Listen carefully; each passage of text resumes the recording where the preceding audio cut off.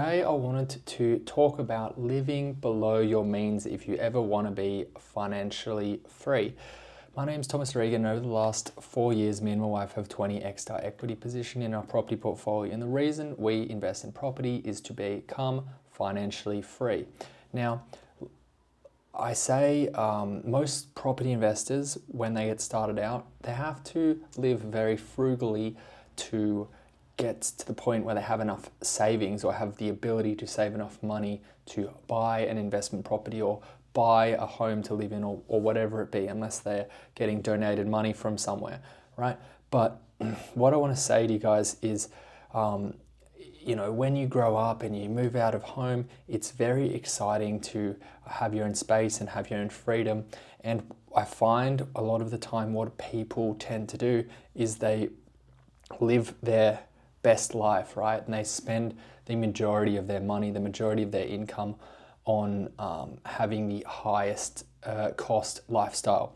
Now, I would encourage you, as I said, if you want to be financially free, do not do that because, if you do that, you'll end up at the wrong end of wealth creation. What do I mean by that? Okay, so as time goes on, the earlier you invest, in general, the earlier you invest, the larger your wealth position or the more expensive your house or property portfolio will be as time goes on. And as time continues on, your property portfolio will continue to grow. Okay, so for example, if you didn't want to start investing or you didn't get around to investing till the age of 30, you would be in a far worse position than someone that invested when they were 19 and had the ability. And let's be real, as soon as you have the ability to invest property, you should start investing because, as I said here, okay, so for example, I didn't start investing till I was 27 years old. And when I was 27 years old, I started investing, but I didn't really have anything when I started investing. Versus a guy that is my friend at work, he bought his first property when he was 19 years old, and that investment property was worth $800,000 by the time he was 27 years old, and he had fully paid off the mortgage. And the thing is, what he had to pay for that mortgage probably wasn't much more than what I had to pay in that entire time period in rent.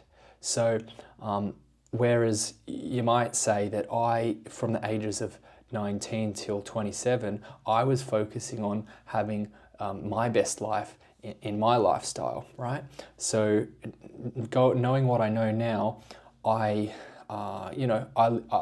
am where I am because of what I've done. So it's not like it's not like I wish my life was any different, but if I could go back in time, I would have definitely chose to live a bit more frugally earlier on, and instead of spending that money on upgrading my lifestyle, I would have spent it on investments because the difference is I would be far more wealthy as time went on. Now, okay, people can get very trapped by this, right? And let me just give another example. Like, for example, if you get accustomed to living in a house and you have dogs and your whole lifestyle is revolved around the fact you live in a house and you are renting that house, you may be setting yourself up for failure. And what do I mean by that? I mean, when you get around to getting in the mindset of you want to start having a family, kids, whatnot, and you're like, okay, maybe it's a good idea that I buy a house now. Probably by that point, and I don't mean everyone's in the same situation, but the majority of people in that situation, it gets to the point, well, at least if you live in Sydney, you get to the point where you're 30, 35 years old and you can't actually afford to buy a house, right? You can't afford to buy a house, but your lifestyle is accustomed to living in a house. So it's a very rude awakening. It's like, what do you do from there? Do you get rid of your dogs? Do you downgrade your lifestyle? Do you get rid of all your gadgets and toys so you can fit into a 2-bedroom apartment and live there with your wife, so just so you own a property? yeah, maybe you do. Maybe you do have to do that, and there's nothing wrong with that. Like, I've downgraded my lifestyle so many times, and I constantly try and downgrade my lifestyle as I have noticed that lifestyle creep happens for me. But the point is of this video, right? Don't let lifestyle creep happen. As time goes on, try and invest as much as you possibly can, as early as you can, whenever you have the ability, because it will compound over time and it will take you to the next stage. Or in the opposite, if you don't do that, you'll get further and further and further away from ever owning something, and it will get harder and harder and harder from all aspects. Like, yeah, hopefully this video wasn't too depressing for you, but a bit of a wake-up call for some.